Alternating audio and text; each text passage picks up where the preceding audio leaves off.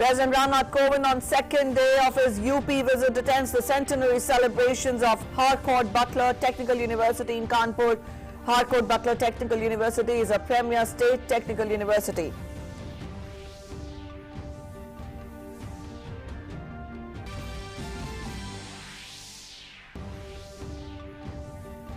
Indian Navy inducts INS Vela to strengthen country's maritime strategic power. This is the fourth submarine of Scorpene design, Kalvari class, Vela indigenously designed under Make in India.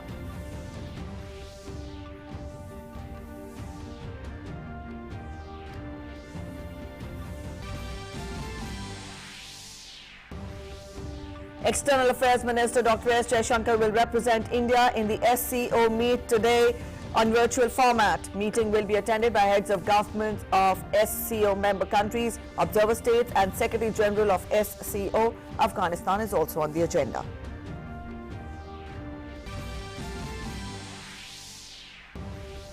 India's fight against COVID pandemic continues. More than 90,27,000 people were inoculated in the last 24 hours. So far, more than 119 crore 38 lakh doses of the vaccine have been administered in the country. In international updates, Sweden's first female Prime Minister, Magdalena Andersson, resigns less than 12 hours into the job.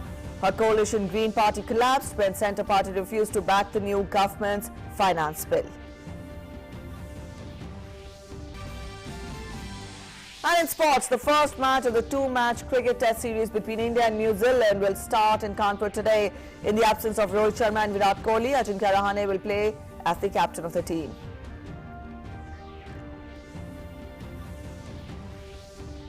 Alright, those are the top stories. Let's get to the news in detail now. Uttar Pradesh is poised to become the only state in the country to have 5 international airports, as Prime Minister Narendra Modi will lay the foundation stone of the Noida International Airport in Jewar, Gautam Budh Nagar, Uttar Pradesh today. Now, Jewar will be world's 4th largest international airport. The development of the airport is in line with the vision of Prime Minister towards creating a future-ready aviation sector. A special focus of this grand vision has been on the state of Uttar Pradesh that is witnessing development of multiple new international projects. Also, there is a lot of enthusiasm among the local people about this airport being built in Jewar, and also they are hopeful that after the construction of this airport, development will get more momentum in this area. We get to more in this report. Prime Minister Narendra Modi will lay the foundation stone of the Noida International Airport in Jewar, Uttar Pradesh on 25th of November. With this, Uttar Pradesh is poised to become the only state in the country to have 5 international airports. Development of the airport is in line with the vision of Prime Minister towards boosting connectivity and creating a future-ready aviation sector. Noida international airport के निर्माण के साथ इसमें लगभग 34 से लेकर 35,000 करोड़ रुपए का निवेश अकेले इस एयरपोर्ट पर होगा। 1 लाख से अधिक लोगों को नौकरी और रोजगार यहां पर उपलब्ध होंगे। 2024 में यह एयरपोर्ट फंक्शनल हो जाएगा और उत्तर प्रदेश का यह 5वां इंटरनेशनल एयरपोर्ट होगा। This airport will be the second international airport to come up in Delhi NCR. It will help decongest the IGI airport. It will serve the people of cities including Delhi, Noida, Ghaziabad, Aligarh, Agra, Faridabad and neighbouring areas. The development of the first phase of the airport is being done with a cost of over 10,050 crore rupees. The completed first phase of the airport will have a capacity to serve around 1.2 crore passengers a year. It is scheduled to be completed by 2024. The airport will also house a state-of-the-art MRO service facility. Airport के आगमन से ही industry के तमाम clusters यहाँ आए। करीब 12 से नई इंडस्ट्रीज आ गई हैं। फिल्म सिटी आ रही है, लॉजिस्टिक पार्क आ रहा है, हेरिटेज कॉरिडोर आ रहा है, टॉय पार्क आ रहा है, एक मेडिकल डिवाइस पार्क के लिए भारत सरकार ने अनुमति दी है। इस सब के पीछे जो मुख्य केंद्र बिंदु है वो जेवर एयरपोर्ट है। The airport will be the logistics gateway of northern India. For the first time, an airport in India has been conceptualized with an integrated multi-modal cargo hub with a focus on reducing the total cost and time for logistics. The dedicated cargo terminal will have capacity of 20 lakh metric ton, which will be expanded to 80 lakh metric ton. The airport will play a crucial role in helping the region attract huge investments and boost rapid industrial growth. जब से प्रदेश के मुख्यमंत्री योगी आदित्यनाथ जी बने, उन्होंने जेवर की तरफ मोड़ा सारे निवेशकों को और यहाँ एयरपोर्ट को मंजूरी दिलाकर वो मुकाम और कामयाबी हासिल की जिसकी पूरे उत्तर प्रदेश को बहुत दिनों से इंतजार था। Noida and Delhi will be connected to the airport through hassle-free metro service. All major nearby roads and highways like the Yamuna Expressway, Western Peripheral Expressway, Eastern Peripheral Expressway, Delhi-Mumbai Expressway and others will be connected to the airport. जेवर airport आ ही रहा है, बड़ी खुशी की बात है। मोदी जी योगी जी सही काम कर रहे हैं। एयरपोर्ट से यहाँ पे लोगों को रोजगार भी मिलेगा, बहुत ज़्यादा लोगों की जो बेरोजगारी थी वो खत्म होगी। The design of the Jewar airport is focused on low operating cost and seamless and fast transfer processes for passengers. With Arun Sharma, Shailendra Mishra, DD India. And Meghna Dev is joining us to get us more on that. Meghna, in a short while from now, we see that the Prime Minister will be inaugurating the international airport at Jewar. We've given a detailed report of how it will be significant, not only for Uttar Pradesh, but also it will be a boost to the aviation sector. You spell out more, and also when we talk of basic infrastructure development in Uttar Pradesh, you know, a lot of focus has been given on the state, given the fact that it will have 5 major international airports, the only state to have it all across the country. Yes, definitely. When we actually know that, you know, this is going to be the only state with 5 international airports, that actually shows that how much of a focus to connectivity, especially in the aviation sector, or also besides we've been seeing on expressways, on road connectivity, has been given to Uttar Pradesh for that matter. Also, when we actually see the kind of infrastructure that this airport will be having, there is also going to be a ground transportation center, not only in terms of infrastructure of the airport, but also ensuring that the airport is well connected to the neighboring areas, the neighboring cities.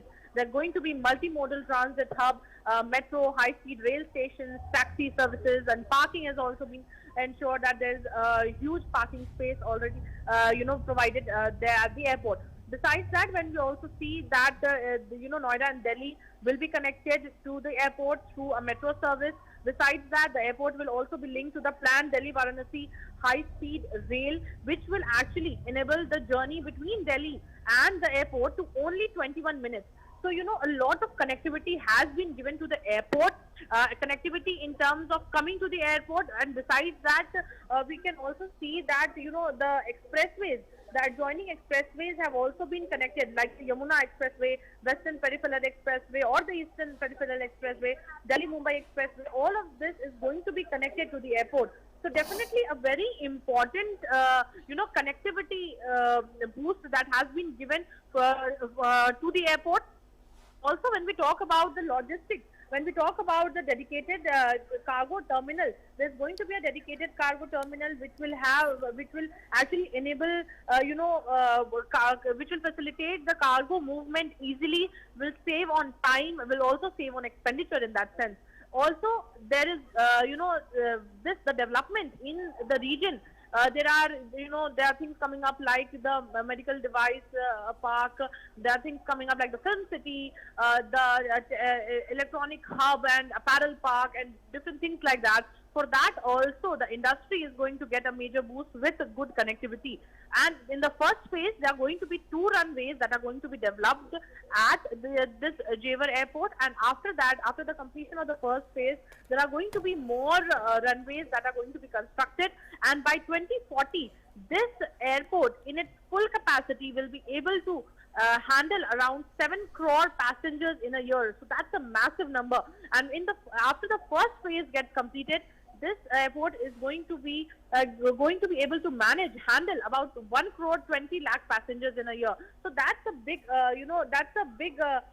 massive number of ground passenger that the airport will be able to handle. The dedicated cargo terminal will also be having a capacity of about 20 lakh metric tons. That can be expanded, that will be expanded to about 80 lakh metric tons. So not only in terms of handling of passenger capacity, but also in terms of handling cargo, this airport is going to be proving to be a game changer for the industry, for better connectivity, and also generating ample amount of employment opportunities for the locals here. All right, yes, ample amount of employment opportunities for the locals there. Meghna, for any region to thrive, the basic, basic amenities, infrastructure play a very important role for prosperity of the region.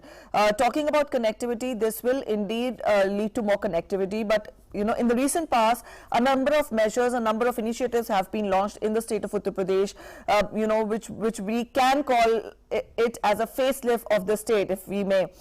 Talk more about it.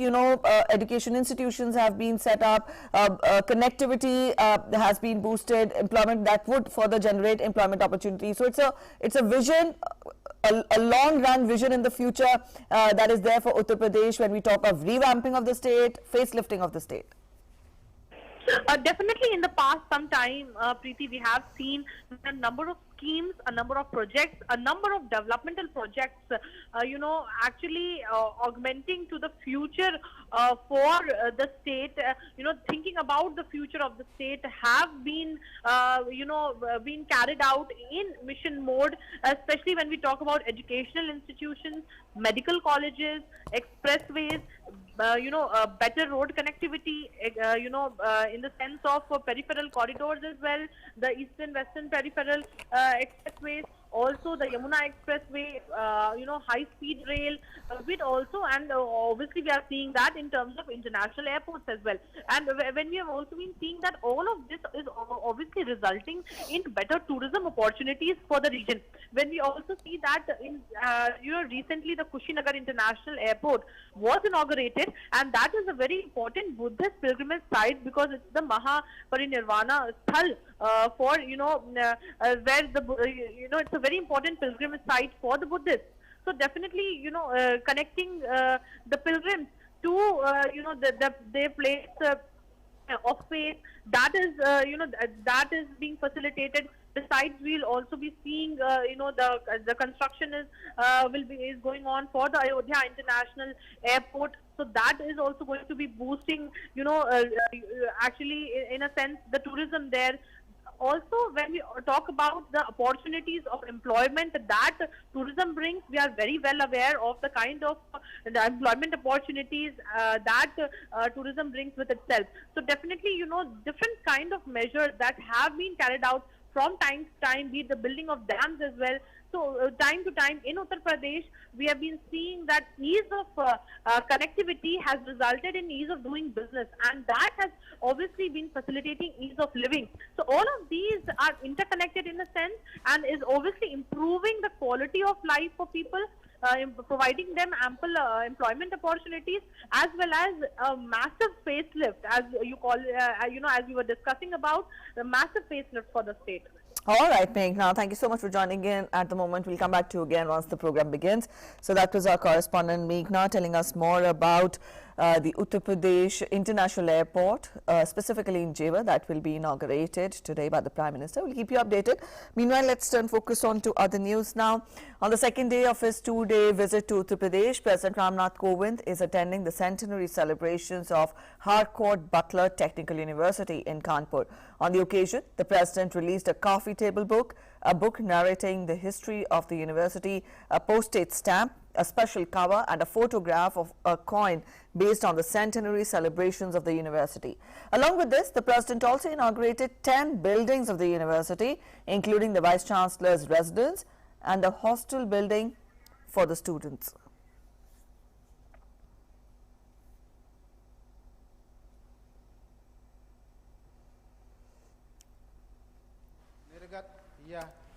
The Harcourt Butler Technical University is, now this is a premier technical university situated in Kanpur. It was named after Sir Spencer Harcourt Butler, Governor of the United Provinces in British India, and is one of the oldest engineering institutes in the country. कुलपति आवास, शताब्दी स्तंभ, शताब्दी द्वार, नवीन auditorium. नई शिक्षा नीति द्वारा ऐसी उच्चतर शिक्षा की व्यवस्था की जानी है जो परंपरा से पोषण प्राप्त करती हो और अपने दृष्टिकोण में आधुनिक व भविष्य उन्मुख भी हो। नई शिक्षा नीति में त्रिभाषा सूत्र की संस्तुति की गई है। इससे विद्यार्थियों में सृजनात्मक क्षमता विकसित होगी तथा भारतीय भाषाओं की ताकत और बढ़ेगी। राष्ट्रपिता महात्मा गांधी की सोच के अनुसार राष्ट्रीय शिक्षा नीति में वैज्ञानिक व तकनीकी शिक्षा तथा शोध को भारतीय भाषाओं से जोड़ने की संस्तुति की गई है। मुझे विश्वास है कि आप सब इस शिक्षा नीति के सभी प्रमुख आयामों को लागू करेंगे तथा भारत को नॉलेज सुपर पावर बनाने के लक्ष्य को हासिल करने में अपना योगदान देंगे। Up next, we're heading for a short commercial break. Stay with us. We'll be back in a short while.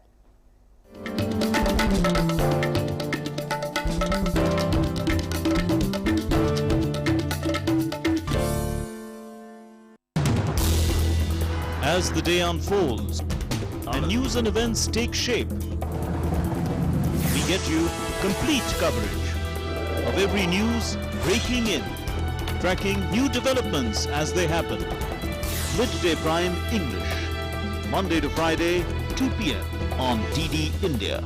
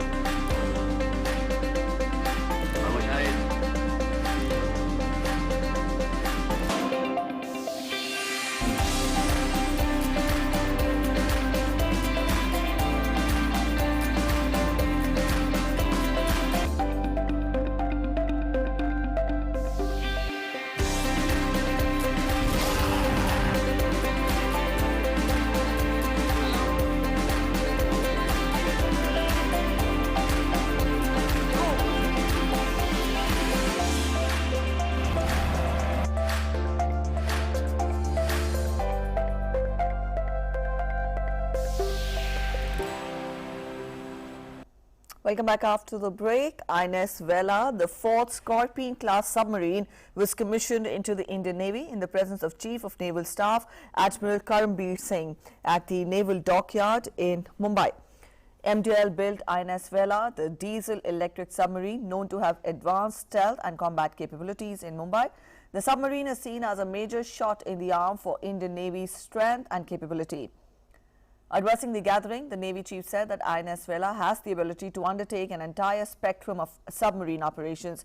He also said that given today's dynamic and complex security situation, the submarine will play a crucial role in enhancing Navy's ability to protect India's maritime interests. In its new incarnation, Vela is a potent platform with an ability to undertake the entire spectrum of submarine operations. And given today's dynamic and complex security situation, Vela's capabilities and firepower will play a crucial role in enhancing the Navy's ability to protect, promote and preserve India's maritime interests across the seascape of the Indian Ocean region, while acting as a clear deterrent to our adversaries. Vela is the fourth submarine under Project 75, all made in India and a step towards Atmanirbhar Bharat mission of Prime Minister Modi. Admiral Karambir Singh said that the P75 project represents the growing strategic congruence between India and France. He added that today's commissioning marks another high point in this enduring partnership as we have crossed halfway mark of Project 75. The P75 project represents the growing strategic congruence between the two nations, and today's commissioning marks another high point in this enduring partnership. So as we cross the halfway mark in Project 75, I would also like to touch upon the envisaged way ahead for indigenous submarine construction. While the Project 75 has been an important step in enhancing the Navy's capability, we are simultaneously progressing the Project 75 India. The 20th meeting of the SCO Council of Heads of Government will be held today in Nur Sultan through the virtual format under chairmanship of Kazakhstan. External Affairs Minister Dr. S. Jaishankar will represent India in the meeting. The SCO meeting is held annually and focuses on the trade and economic agenda of the organization and to approve its annual budget. This meeting will be attended by the head of governments of SCO member states, observer states, Secretary General of the SCO, Executive Director of the SCO Regional Anti-Terrorist Structure, Turkmenistan, and other invited guests. India is actively engaged in various SCO activities and dialogue mechanisms in the region, as well as other multilateral cooperation within the SCO framework.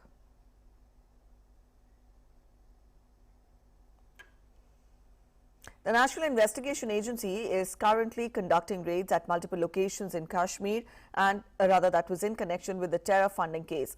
The searches are being conducted at 4 places in Srinagar and Shopian districts of Kashmir. Police and CRPF is assisting the NIA. Also, the NIA carried out searches in Srinagar on Monday, during which a prominent human rights activist, Khurram Parvez, was arrested in an alleged terror funding case.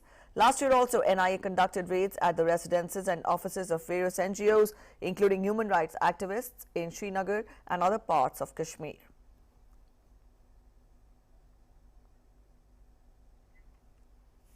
India's COVID vaccination coverage has crossed 119.38 crore landmark. Cumulatively, 119 crore 38,44,741 beneficiaries have been inoculated so far. More than 90,27,638 vaccine doses were administered on Wednesday. More than 132 crore vaccine doses have been provided to states and union territories so far by the central government. More than 22.72 crore balance and unutilized COVID vaccine doses are still available with the states and union territories to be administered. India continues to witness improvement in COVID condition. The recovery of 10,264 patients in the last 24 hours has increased the cumulative tally of recovered patients to 3,39,67,962. Consequently, India's recovery rate stands at 98.33%, which is the highest since March 2020. Sustained and collaborative efforts by the centre and the states and union territories continue the trend of less than 50,000 daily new cases that is being reported for over 150 consecutive days now. 9,119 new cases were reported in the last 24 hours. The active caseload presently stands at 1,09,940, which is the lowest in 539 days. Active cases account for less than 1% of the total cases and presently constitute 0.32% of the country's total positive cases. Active cases are the lowest since March 2020. The testing capacity across the country continues to be expanded. India has so far conducted over 63.59 crore cumulative tests.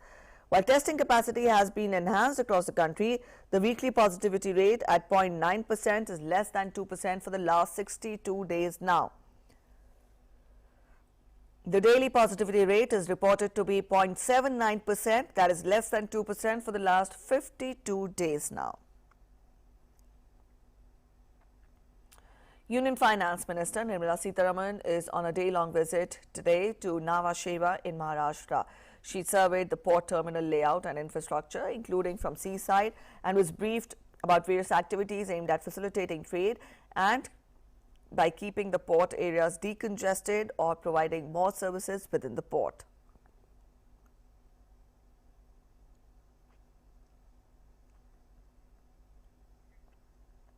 The minister was given an overview of the customs processes taken by Nhava Sheva Customs for trade facilitation. The port, under Jawaharlal Nehru Port Trust, caters to around 30% of the total containerized cargo volume in the country.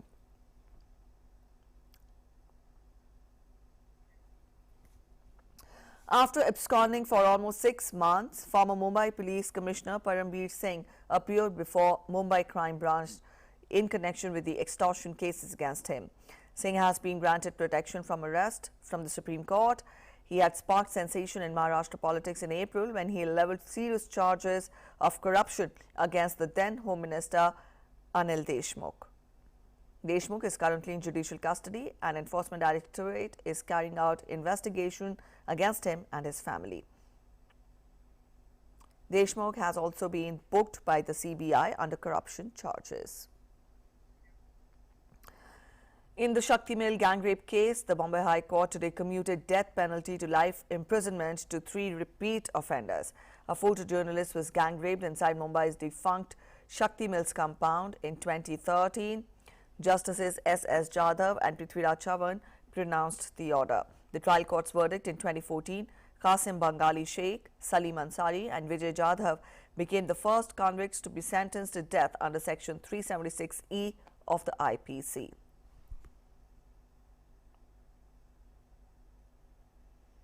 And up next, we get to a quick wrap of all the glitz and action from the International Film Festival in Goa on the 5th day of the film festival. As the world reeled under the impact of COVID imprisoning people in their homes, filmmakers continue to work on films and web series, many of them regarding COVID. In fact, inspired by the deadly virus that claimed so many lives, Alpha Beta Gamma, a feature film in the Indian panorama, is one such film. मेरी पहली film है, तो 5 नवंबर को पहले notification आया था कि film select हो गई EFI में, तो समझ में नहीं आया क्या हुआ। फिर आज फिल्म देखी और पहली बार अपना नाम देखा मैंने थिएटर, मुझे लगा मैं रो पड़ूंगा, पर मैं रोया ही नहीं, मैं शॉक में था। ये कहानी जब मुझे शंकर ने सुनाई फ़ोन पे, तो उसी समय मेरे दिल से आवाज़ आई कि ये करनी चाहिए। It's a very new age story of a new age people working with a very nuclear concept of a relationship and dealing with their own demons and expectations. The film Sunpat from Uttarakhand attracted everyone. This is the director Rahul Rawat's first film and he expressed his happiness on reaching IFFI. So it is a great honor for all of us. I would say it's an amalgamation of the mountains and the sea in Goa and the mountains in Uttarakhand. So we would urge people to come in and watch it. The film Sunny in Malayalam also received a red carpet screening. Sunny basically is a film which was born because of COVID and lockdown. So I don't know whether I should thank Sunny for that. The idea of the film was born on the day our Prime Minister announced the first lockdown for 3 weeks in March last year. So that night I always wanted to make a single character film, and that was a time when the entire world was in quarantine with anyone, and I thought there could not be a better subject than solitude. So that is how it started. IFFI continues with master classes offering in-depth knowledge and insights into the art of filmmaking. Veterans Randhir Kapoor and director Rahul Raval shared their experiences with everyone in the master classes on day 5. Rukma Datta in Goa for DD India. The annual Korean Film and Tourism Festival was inaugurated at the National Museum venue in Dhaka on Wednesday. Oscar award-winning movie Parasite was screened as the inaugural film. The festival showcases Korean films, tourism, food and traditional games. 4 films, Malmöi, The Secret Mission, Kim Ji-young, born 1982, Alive and Red Shoes and 7 Dwarfs was being showcased during the festival. Take a look. Film and Tourism Festival was inaugurated at the Bangladesh National Museum in Dhaka on 24th November. The festival was inaugurated by the Bangladesh State Minister for Culture, K.M. Khalid. The 3-day festival between 24th to 26th November will showcase Korean films, tourism, local games and food, among other things.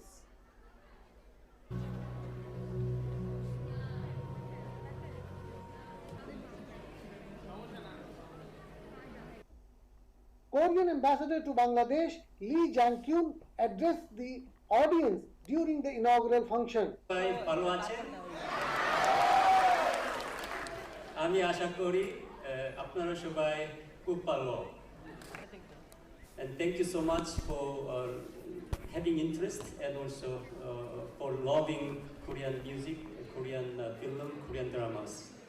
finally, as the situation here gets much better now, so we decided to have it again. The first foreign language movie which got the Oscar Academy Award, not only won the Best Picture Award, but also other 4 awards we received through this movie called Parasite. And we are going to show this movie today.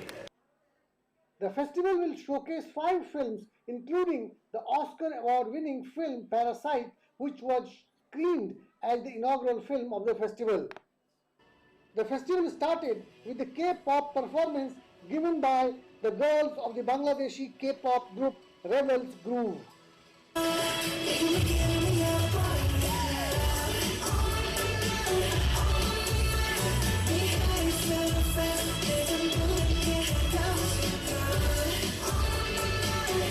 Rajesh Jha, Doordarshan News and All India Radio, Dhaka. Let's get to international updates now. IAEA Director General Rafael Mariano Grossi described his consultations with Iranian officials as inconclusive following a mission to Iran. He said, and I quote, "We are close to the point where he would not be able to guarantee continuity of knowledge on the country's nuclear program." He further said that despite his best efforts, the extensive negotiations and deliberations with Iranian officials to address some of the outstanding issues proved inconclusive. He mentioned that he will continue to work, and I ask for your support. He also asked Iran to continue the engagement because the issues that are on the basis of these deliberations have not disappeared. The IAEA chief had met Vice President of Iran and head of the Atomic Energy Organization of Iran, Mohammad Eslami, and the Minister of Foreign Affairs, Hossein Amir Abdollahian, on Tuesday in Tehran. Sudan's newly reinstated Prime Minister Abdullah Hamdok has ordered a halt to the firing of civil servants and a review of all appointments made after his detention in last month's military coup. Hamdok said that appointments and dismissals were made since a military takeover in Sudan last month will be reviewed and political detainees will be freed over the next 2 days. After seizing power on October 25th, Sudan's military rulers drew on veteran ex-officials of toppled leader Omar al-Bashir, his regime for important positions in the state bureaucracy.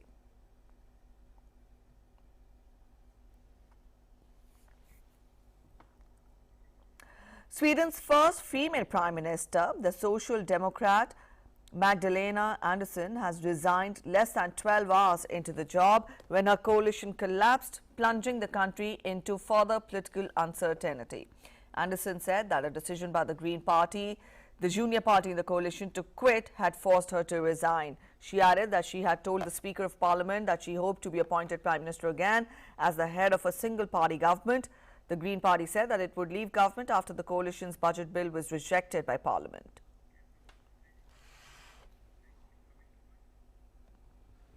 Time now for a short break. Stay with us. We'll be back in just a bit.